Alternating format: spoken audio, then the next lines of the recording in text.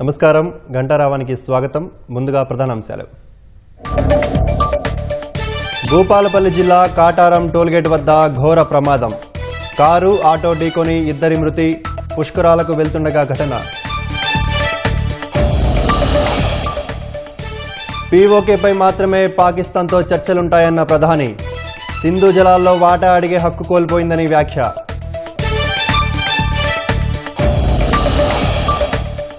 Operation Sindoor సమయంలో పాకిస్తాన్ మరో కుట్ర. 50 మంది ఉగ్రవాదులను భారత్లోకి పంపేందుకు విఫల యత్నం.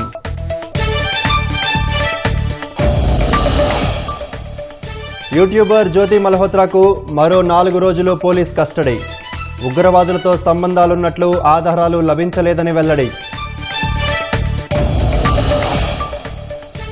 మరో 2 రోజుల పాటు కొనసాగనున్న అల్పపీడనం. రేపు ఎల్లుండి ఉరుములు మెరుపులతో కూడిన వర్షం పడే అవకాశం.